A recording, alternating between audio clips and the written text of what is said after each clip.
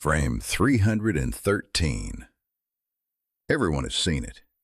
A pink mist blooms above the president's right temple, and Jacqueline Kennedy in her strawberry suit climbs backward across the trunk of the Lincoln as though reaching for something the wind has taken. For 60 years, this fraction of a second has been the most studied piece of film in human history. And for 60 years, it has refused to mean what we have been told it means. Begin with the head. Every rifleman, every neurologist, every honest physicist who has ever sat with the Zapruder loop has noticed the same impossibility. The president's skull moves back and to the left, while the bullet, according to the official record, came from behind and above. A body cannot violate Newton on command. Unless, of course, the body in the car was not behaving like a body struck by a Mannlicher Carcano at all. Unless it was behaving like something rehearsed. Then the throat. At Parkland Memorial, in the first frantic hour, 3 trauma surgeons, Perry, Carrico, Jones, described a small, clean, round entrance wound at the base of the neck. They said so on camera, into microphones, before anyone had time to coordinate a story. 6 hours later, in the cold light of Bethesda Naval Hospital, that same wound had become something else entirely. A ragged tracheotomy, a wound of exit, a wound that traveled the wrong way through a man. 2 presidents seem to have died that afternoon. Only one of them was on the gurney. Then the brain. The autopsy report logs a weight of 1,500 grams, heavier than the brain of a living man, heavier than the brain of any man who has lost the back of his skull in Dealey Plaza. The supplementary examination photographs vanished. The original autopsy notes were burned, by the pathologist's own admission, in the fireplace of his recreation room. The brain itself, sealed in a stainless steel container and entrusted to Robert Kennedy, was never seen again. A nation lost its president, and somehow also misplaced his mind. Then the caskets.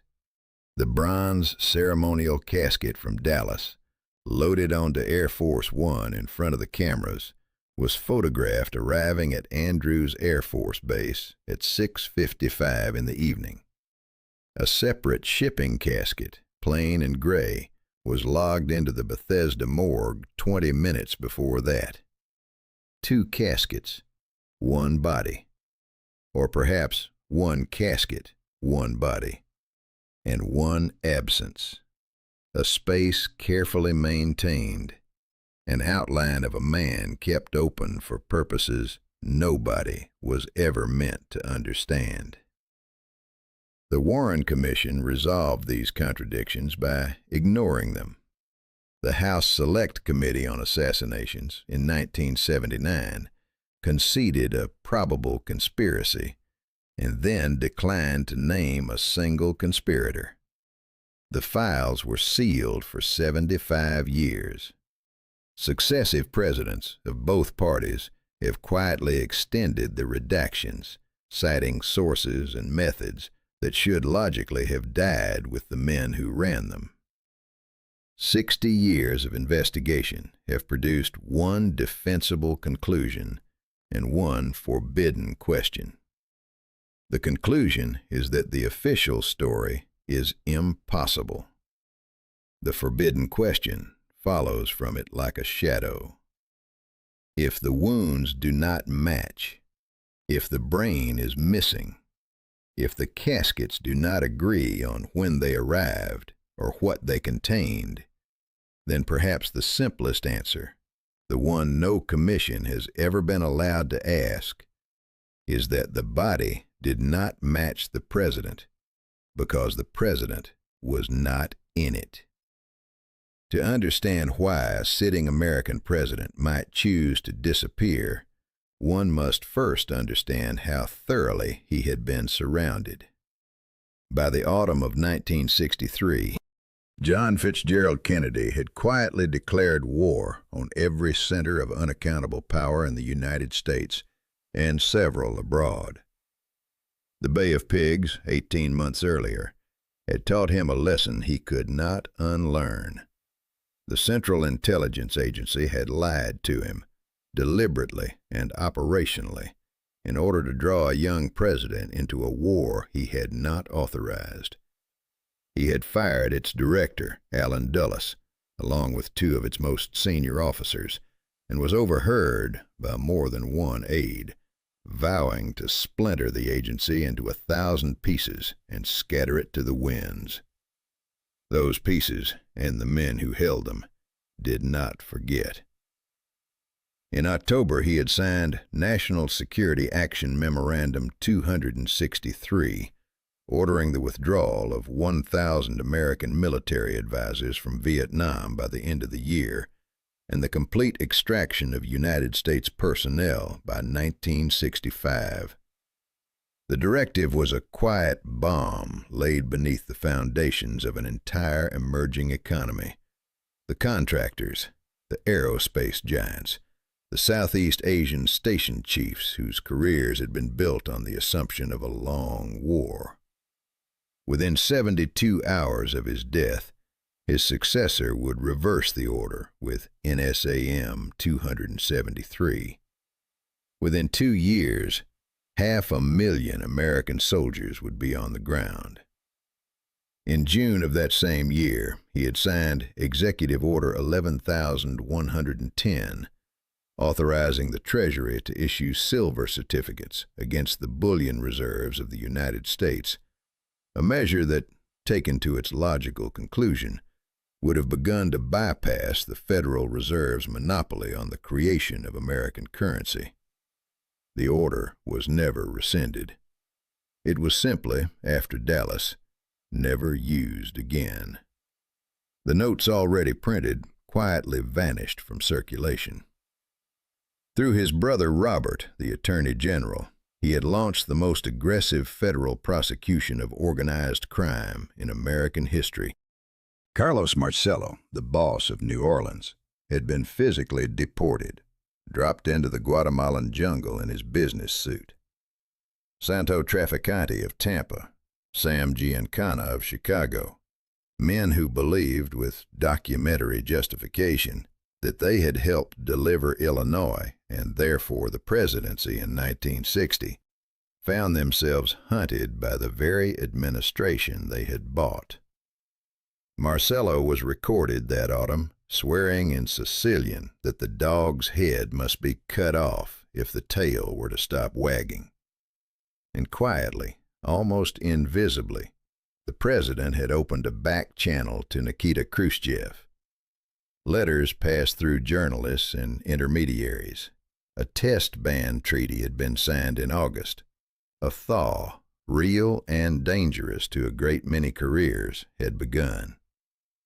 In Havana, a French envoy named Jean Daniel sat with Fidel Castro on the afternoon of the 22nd of November, carrying a personal message from Kennedy, proposing the normalization of relations.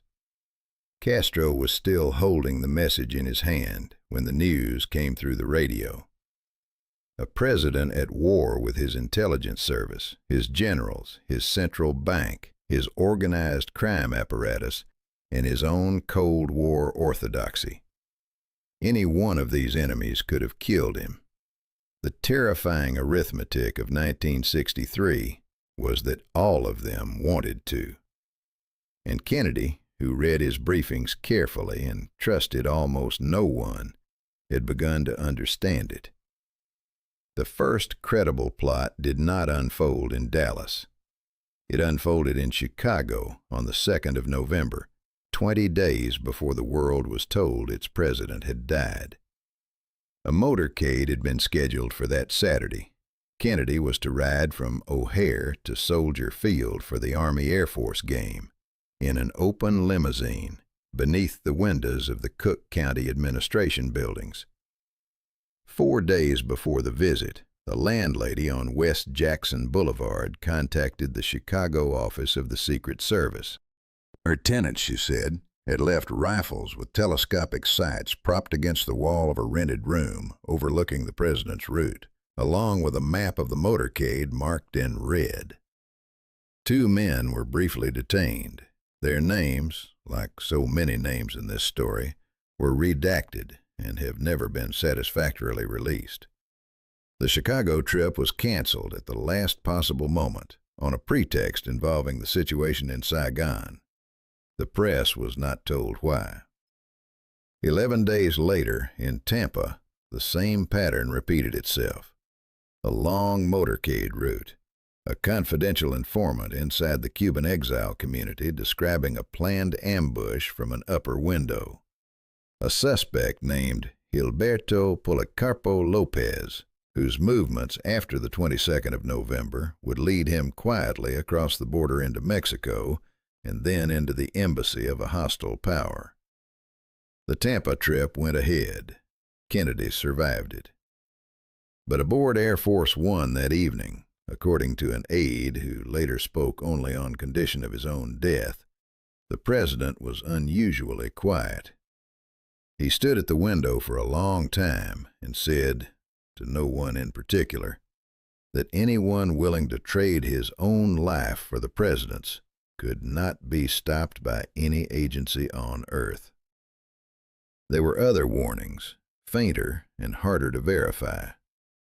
J. Edgar Hoover, it is alleged, sent a memorandum that autumn outlining threats from sources he declined to name, the original of which has never been located in any archive. Charles de Gaulle, who had survived more than 30 assassination attempts of his own, was said by one of his ministers to have written privately to Kennedy that no investigation in a republic ever convicts the men who actually pull the trigger. Only the men chosen in advance to be found beside it. Somewhere in those final weeks, the calculation changed. A man who has been warned once may increase his guard. A man who has been warned 3 times from 3 different directions by 3 different services that do not normally speak to one another begins to understand that the warnings are not the danger. The warnings are the perimeter of something larger that is already closed around him. There is an account, uncorroborated but persistent, of a meeting in the family compound at Hyannisport in the 2nd week of November. The president, the attorney general, and one other man, never named, are said to have spoken until nearly dawn. When the president emerged, he is said to have told his brother only this, that there was no investigation he could order, no agency he could trust, no public statement he could make that would not accelerate what was coming. The presidency itself had become the weapon aimed at him. To survive the office, one would have to leave it. To leave it in a way the enemies would believe, completely, irrevocably, in front of cameras, one would have to die in it. 10 days later, the motorcade turned onto Elm Street. No man fakes his own death alone. The logistics defeat him. The grief of those who love him defeats him. The sheer biological stubbornness of the body in motion defeats him. To vanish a sitting American president in front of 200 witnesses and a Bell and Howell home movie camera would require a conspiracy of a peculiar and counterintuitive kind. Not large, but exquisite. Not powerful, but trusted. 6 or 7 people, perhaps fewer, each one indispensable, each one with reasons to keep silent that outlived the man they were protecting. Begin with the Secret Service, not the agency, but a fragment of it. 2 or 3 men inside the White House detail whose loyalty to Kennedy personally exceeded their loyalty to the institution that employed them. Floyd Boring, the agent who oversaw the advance work and was conspicuously absent from Dallas, Clint Hill, the agent who climbed onto the trunk of the limousine at the exact moment a body might be exchanged for an effigy. Their later testimonies, given decades apart, contain odd lacunae, minutes unaccounted for, orders received from superiors who deny giving them, a strange composure that historians have mistaken for professionalism. Then the surgeon. Every theory of survival requires a doctor who can falsify a death certificate without his hand trembling. The candidate the documents keep returning to is Admiral George Berkeley, the president's personal physician, the only medical man present at both Parkland and Bethesda, the only signatory whose name appears on every paper that matters. Berkeley would later tell an oral historian, on tape, that he believed there had been a conspiracy, and then refuse, for the remaining years of his life, to elaborate. He took whatever he knew into Arlington Cemetery in 1991. Then the family. Here the narrative reaches its most painful axis. Robert Kennedy, by every account, behaved in the hours after Dallas like a man who had received news he was expecting and yet could not bear. He took possession of the autopsy materials. He sealed the brain in its stainless steel container. He gave instructions to the funeral directors that were never written down. Whether he was burying his brother or hiding him, his actions are identical. Jacqueline, who refused to change out of the blood-stained suit for the swearing-in, who insisted that the world see what they had done. Was she performing grief or producing the photograph that would make grief unquestionable? And then the foreign partner. No ex-president can hide inside the United States. The country is too small for a face that famous. The candidate that recurs in document after document is Aristotle Onassis.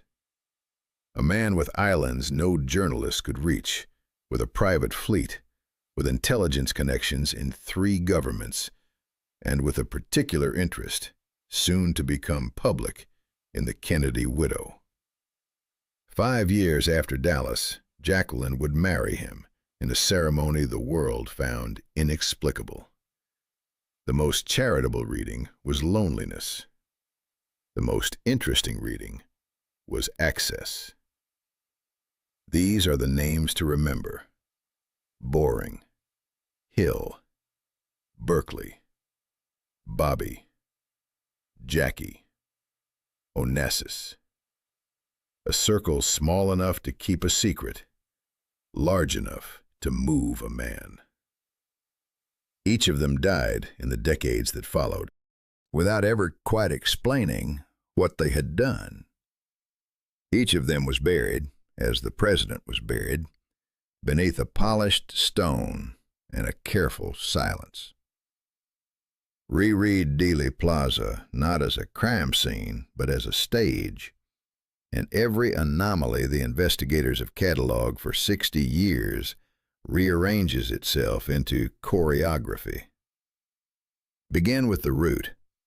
The original motorcade plan, published in the Dallas Morning News on the 19th of November, kept the president's limousine on Main Street, straight through downtown, never reducing its speed below the Secret Service minimum of 25 miles per hour.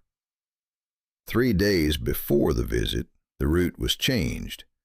The cars would now turn right on Houston and then make an almost impossible left onto Elm, a hairpin so sharp the limousine would have to brake nearly to a walking pace beneath the windows of the Texas School Book Depository and across the manicured lawn of a place called the Grassy Knoll. The change has been blamed, variously, on luncheon logistics and on the width of the streets. Neither explanation survives a map. Now consider the personnel arranged along that final 100 yards. The man with the umbrella, opening it in clear Texas sunshine at the precise moment the limousine reached him, has never been credibly explained. The figure beside him, raising a closed fist as the president passed, has never been credibly identified. The man photographed climbing out of the storm drain on the south side of Elm Street an hour after the shooting has never been named in any official record. Three figures, each occupying a position from which a controlled charge or a starter pistol or a simple radio signal could be triggered, none of whom were ever questioned under oath. The shots themselves, in this reading, are not bullets, but cues. A small charge concealed in the foliage of the knoll produces the puff of smoke a railroad worker named Lee Bowers swore he saw. A second device, perhaps in the limousine's own bodywork, produces the kick of the president's head that has tormented physicists for 2 generations. The blood, vivid and arterial on the Zapruder film, is the work of a squib, the same technology that Hollywood was using in 1963 to shoot men down in westerns 6 nights a week on primetime television. The body, if there was a body, was a casting decision. Air Force One had carried, on its outbound flight, more luggage than its manifest accounted for. The president's clothing fit no autopsy photograph cleanly. The bronze casket, sealed in Dallas over the furious objections of the Dallas County medical examiner, was heavy enough on departure to contain a man, and light enough, by the time it reached Bethesda, to be carried by 6 pallbearers, who later described it as strangely yielding.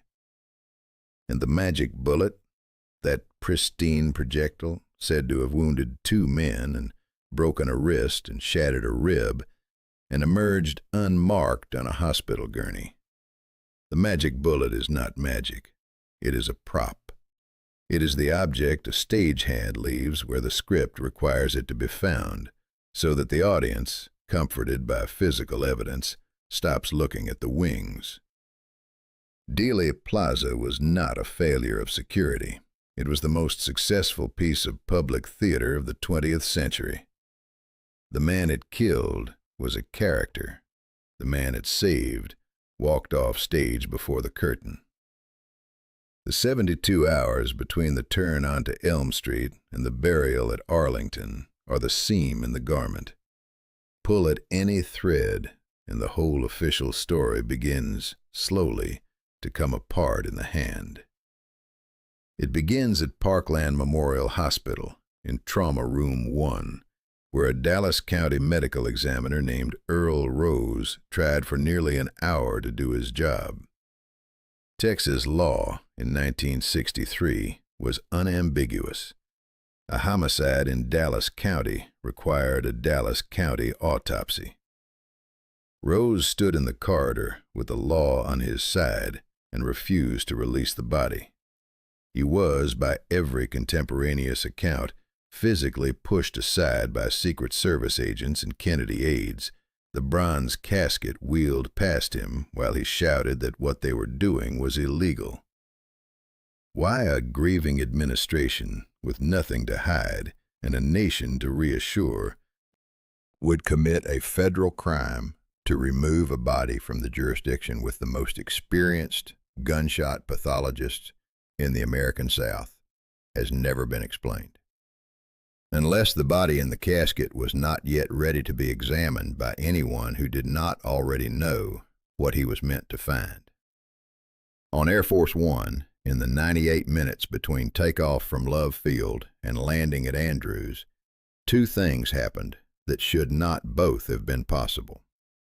Lyndon Johnson was sworn in beside a widow still wearing her husband's blood, in a photograph that froze a transfer of power into permanence.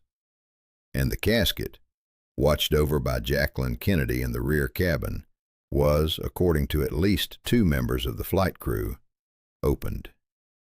Why a sealed ceremonial casket would be opened mid-flight by whom, and for what purpose, has never been asked in any official forum.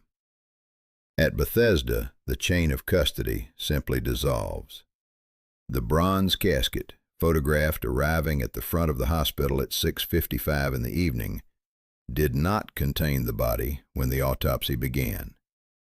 The body had arrived 20 minutes earlier in a plain gray shipping casket through a back entrance, wrapped not in the white sheet of Parkland, but in a black rubber body bag of a kind no Dallas hospital used.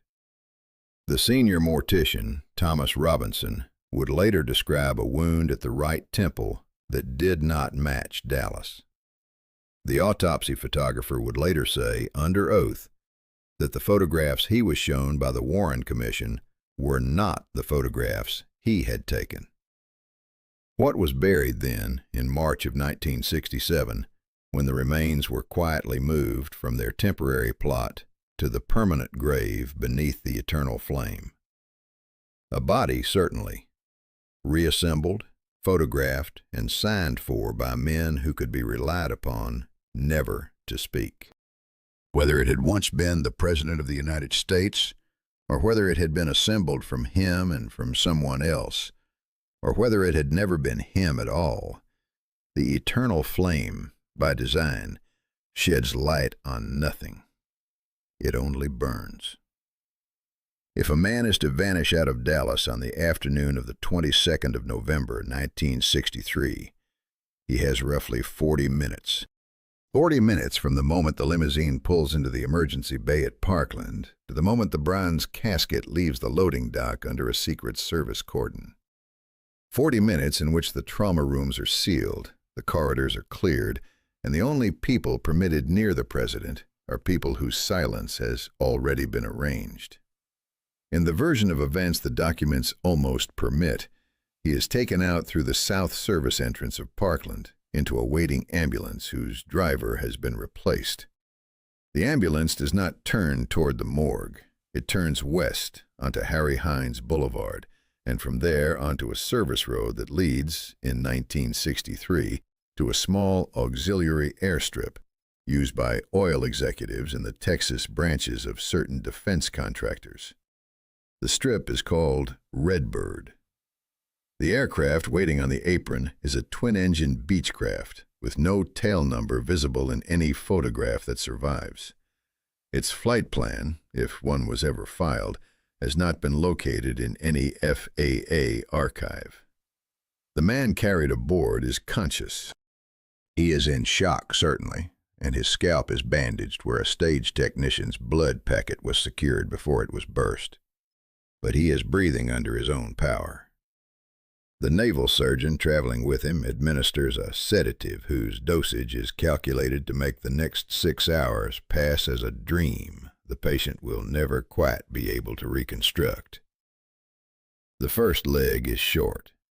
Carswell Air Force Base, outside Fort Worth, has a wing commander whose career was made by personal interventions from the Kennedy White House, and whose loyalty is not in question. A hangar is cleared. The Beechcraft taxis inside. The doors close. For 90 minutes, the most photographed man in the world does not exist on any radar, in any logbook, in any human accounting of his whereabouts. When he leaves Carswell, it is aboard a military transport whose manifest lists a cargo of diplomatic pouches bound for the Naval Air Station at Rota in southern Spain. The transport refuels once at Lajes Field in the Azores, where a single passenger, a civilian, listed as a State Department courier under a name that will not appear in any subsequent record, is briefly seen by a young airman who will remember, 50 years later, that the man looked like the president, and that he had been told, very firmly, that he had not. By the time the funeral procession moves down Pennsylvania Avenue on the 25th of November, behind the riderless horse and the muffled drums, the man being mourned is in a hotel suite on a Mediterranean island, watching the proceedings on a black and white television set in the company of a single naval officer who has been instructed not to speak. He sees his widow lift the veil over their daughter. He sees his son salute the passing caisson. He sees the world he built without him, already learning with terrifying speed to continue. He does not weep. He has been told by the men who arranged this that weeping is a luxury for the living, and he is no longer, technically, alive. The early years of the exile are the hardest to reconstruct because they are the years in which the protocols of disappearance had not yet relaxed. The man at the center of the story moves slowly, infrequently, and always under conditions of extraordinary discretion. 3 locations recur in the documents that have survived. None of them is provable. All of them are consistent with a man who is recovering, hiding, and grieving in roughly that order. The first is a private estate in County Wexford in southeastern Ireland, not 20 miles from the Dunganstown cottage where his great-grandfather had been born. The estate is owned, on paper, by a shell company registered in Liechtenstein and ultimately traceable through 3 intermediaries to a Boston law firm that had handled the Kennedy family's discretionary affairs since the 1930s. The grounds are walled. The staff is small, Catholic, and recruited entirely from outside the local parish. A tall American is said to have walked the lanes there in the spring of 1964 in a tweed cap and dark glasses, accompanied by a single companion.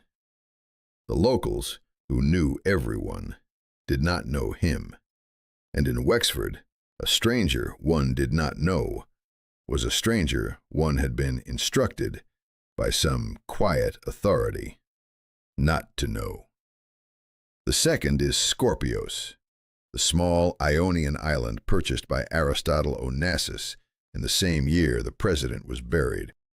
Scorpios is 200 acres of olive and cypress, accessible only by private boat, patrolled by men in unmarked uniforms whose employment contracts forbade them from describing the island's interior to anyone.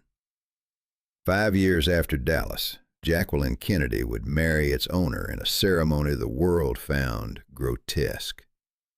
The most charitable interpretation of that marriage was that grief makes strange bargains. The more interesting interpretation was that a widow does not marry a man on whose island her husband is living unless she intends, at long last, to be allowed to visit. The third is a private sanatorium in the Swiss canton of Vaud, above the town of Montreux, specializing in the care of patients whose identities were as fragile as their nervous systems. The facility, run by a family of physicians who had quietly looked after European royalty and South American presidents for 3 generations, kept no patient register accessible to outside authority. A man recovering from a serious head injury, requiring sustained neurological care and absolute anonymity, could pass 2 or 3 years there without ever appearing in a public document. He moves, in the documents, among these 3 places: Wexford in summer, Scorpios in the warm months, Montreux in winter when the head wound aches and the doctors are closer. He reads. He writes letters that are never sent. He watches his country, on the television in the corner, escalate the war he had ordered withdrawn from, bury his brother-in-law in space, and turn slowly, year by year, into a place he no longer recognizes. He is 47 years old. He has, in every sense that matters, outlived himself. Every conspiracy theory contains, somewhere near its middle, a moment that ought to destroy it. For the theory that John Kennedy survived Dallas, that moment is the 5th of June, 1968, in a service corridor behind the kitchen of the Ambassador Hotel in Los Angeles. Robert Kennedy is shot at close range with a .22 caliber revolver and dies the following morning. Sirhan Sirhan is arrested at the scene with the weapon in his hand. The official record, then as now, is uncomplicated. But Robert Kennedy was the linchpin of the survival theory. He was the brother who took possession of the autopsy materials, who sealed the brain in its container, who instructed the morticians. He was, on the most plausible reading of the documents, the one indispensable witness to whatever had been done in the 72 hours after Dealey Plaza. If John had been alive in Scorpios in 1968, Bobby had known it. And in June of that year, Bobby was rising. The Democratic primaries had turned. He had won California 3 hours before he was shot. He was, by every operative's count, the next president of the United States. There are 2 ways to read what happened in the pantry of the Ambassador Hotel, and the survival theory survives only if one is willing to hold both of them in the mind at once. The first reading is that the conspirators had finally understood the trick. 5 years of patient intelligence work, of bank transfers traced through Liechtenstein, of a widow who flew to a Greek island and came back too calm. 5 years of small anomalies had at last assembled themselves, in the minds of the men in the windowless rooms, into the only possible explanation. Bobby was shot not because he was running for president, but because he was about to become one, and a President Kennedy in the White House could not be relied upon to keep his brother dead. The pantry was a warning written in a language only one man in the world was equipped to read. The second reading is darker and more human. The conspirators had not discovered anything. Sirhan was what Sirhan appeared to be, a young man whose head had been turned by forces no Warren Commission would ever map. Robert Kennedy died as so many of that family had died, by the ordinary American violence that the family itself had refused, through 3 generations, to learn to fear. And the man in Scorpios, watching the funeral on the television in the corner, understood for the first time the true price of the bargain he had made in November of 1963. He had not bought his life. He had only postponed the bill, and his brother had paid it for him. Either reading deepens the tragedy.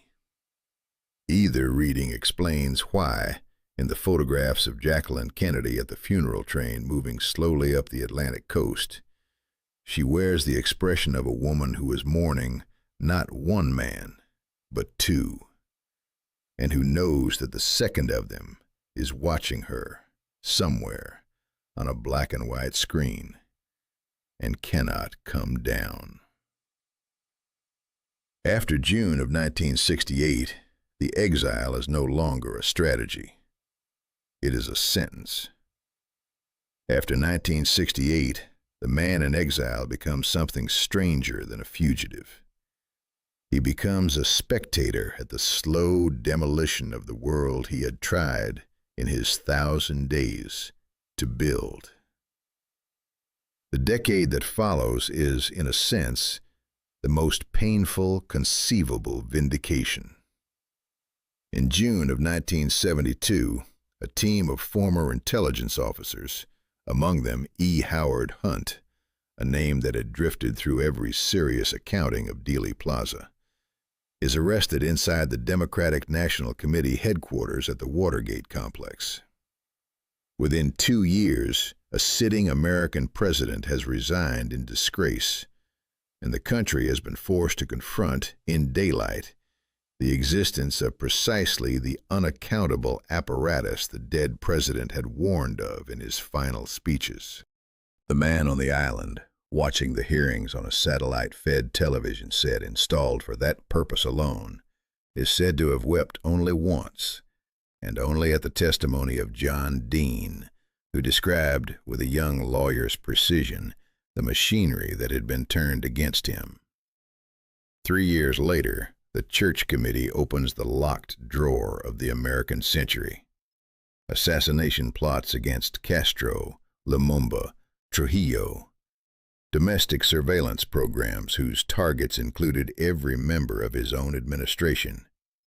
A pattern of agency conduct so consistent with what had been done to him in November of 1963 that the only remaining question for the man watching was whether anyone in the Senate would dare to ask it. No one did. The committee's mandate ended, conveniently, at the threshold of Dealey Plaza. He follows Vietnam to its end. He sees the helicopters lift from the embassy roof in Saigon in April of 1975 and understands that the war he had ordered withdrawn from in October of 1963 has finally, 12 years and 58,000 American dead later, withdrawn from itself. The accounting of that postponement is a sum he no longer permits himself to calculate. The sightings begin to accumulate in the documents during these years, as sightings always do once the original story has become unsustainable.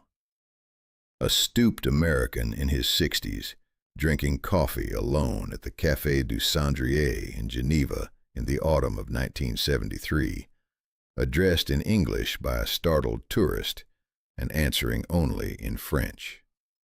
A figure on the terrace at Scorpios, photographed at long lens by an Italian paparazzo in 1975, the negative purchased in its entirety by a New York law firm before publication.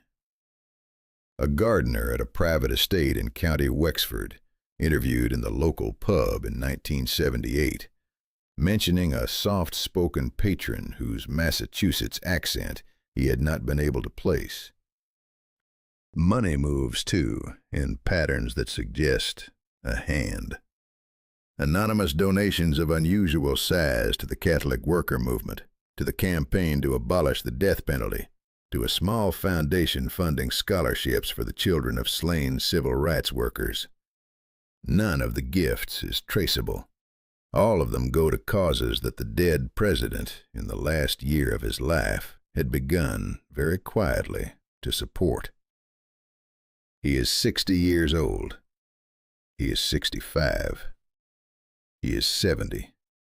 He watches Ronald Reagan dismantle the consensus of his own administration and cannot speak. He watches the wall come down in Berlin and the country that had nearly destroyed him in October of 1962 simply dissolve. He has outlived his enemies. He has outlived his usefulness. He has outlived even his own legend, which by now belongs to historians who would not believe him if he walked into their offices and produced a fingerprint. Every conspiracy theory eventually arrives at the archive, and the archive, in the case of John Fitzgerald Kennedy, has been engineered to disappoint.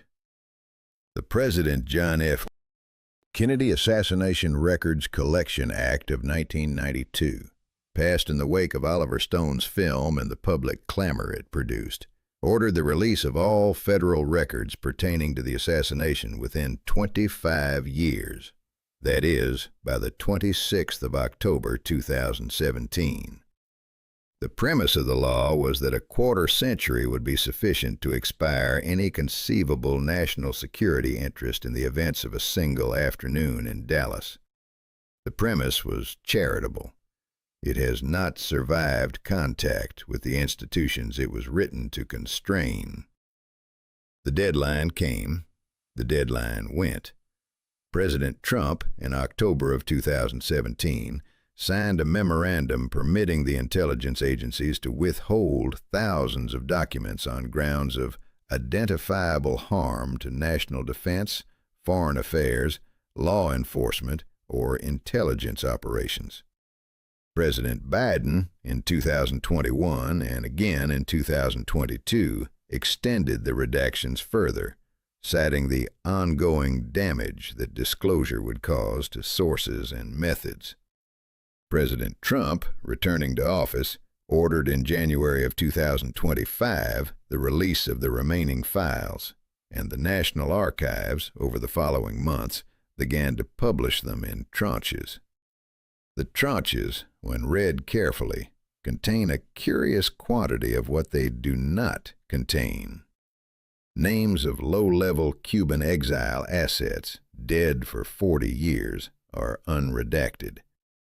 The identities of CIA station chiefs in Mexico City in 1963, men whose grandchildren are now grown, are not. The medical records of Lee Harvey Oswald's tonsillectomy are present in their entirety. The full autopsy photographs of the president are not. The expense reports of Jack Ruby's nightclub in November of 1963 have been disclosed. The travel manifests of certain military aircraft departing Carswell Air Force Base on the evening of the 22nd of November have not. A pattern emerges for the reader willing to spend a winter reading what has been released against what has not. The withheld material is not, on inspection, primarily about who killed the president. The mechanics of the shooting, the ballistic analyses, the eyewitness statements, the interviews with the men in the windows, these have been substantially declassified. What remains withheld across thousands of pages concerns the 72 hours after Dallas. Chain of custody documents, hospital admission records from facilities not previously associated with the case, flight manifest, discrepancies between the bronze casket's weight on departure and arrival, notes from meetings at Hyannisport in the second week of November of 1963, the existence of which is acknowledged and the contents of which are not.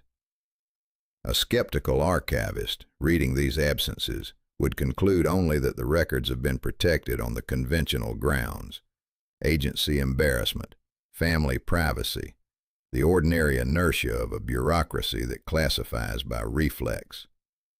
A less skeptical reader, reading the same absences, would note that the documents withheld are precisely those that would be required to establish whether the President of the United States was alive on the morning of the 23rd of November, 1963. And he would observe, with a particular kind of cold satisfaction, that this is exactly the pattern of redaction one would expect if the secret being kept were not the identity of an assassin, but the absence of a victim.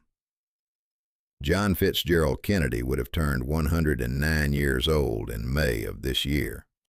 Whatever exile he may or may not have endured, whatever Mediterranean light may or may not have warmed him in his final decades, the man himself is now beyond any reachable horizon. The story that began on Elm Street has reached the only ending the genre allows, an ending that refuses to confirm what it has spent 6 decades implying. There are, in the documents, the usual artifacts of a long secret approaching its expiry. A letter is said to exist, written in a hand resembling the president's, deposited in 1994 with a Swiss notary, under instructions that it be opened only after the death of the last person named in it. The notary's firm was acquired in 2011 by a larger institution. The safe deposit holdings were inventoried, and a sealed envelope of the correct vintage was indeed catalogued. Its contents have not been disclosed. Its existence has not been denied. A buried interview is said to have been recorded in 2006 by a Boston journalist with a man in his late 80s on a terrace overlooking the Ionian Sea. The journalist's notes were destroyed in a fire in 2009. The recording, if it ever existed, has not surfaced. The journalist, in the years before his own death, would say only that he had once met a man who had asked him what the country had decided to remember, and that the question had been put in an accent he had not been able, professionally or personally, to place. A family member asked the question directly by a documentary filmmaker in 2019, paused for a long time before answering. The answer, when it came, was that there were things the family would not discuss, that there had always been things the family would not discuss, and that the questioner, like all questioners before her, should consider whether the absence of an answer was itself the answer she had come for. The film aired on a streaming service that has since removed it from its catalog. None of this is proof. None of it was ever going to be. A conspiracy of this caliber is, by definition, the kind that fails only when its custodians want it to fail. And the custodians, 62 years on, have given no sign of wanting anything of the kind. The reader who has come this far is owed, in lieu of certainty, only the reframing of the question that the entire narrative has been quietly preparing.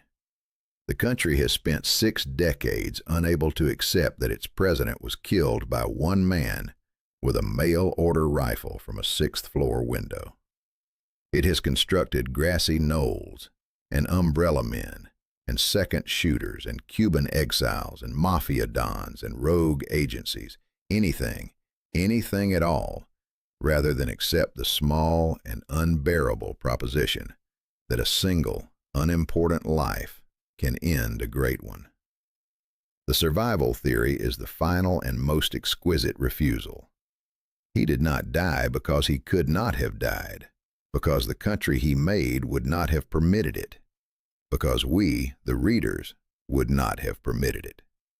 Perhaps then the deeper fantasy was never that he survived. Perhaps the deeper fantasy was that we did, that the country he left behind, the institutions he tried to reform, the trust he carried with him into the limousine on Elm Street, somehow walked out of Dealey Plaza alongside him and went into exile, and is waiting, even now, on some unmarked island, to be summoned home. Close the book. The eternal flame is still burning. It illuminates, as it was designed to, exactly nothing.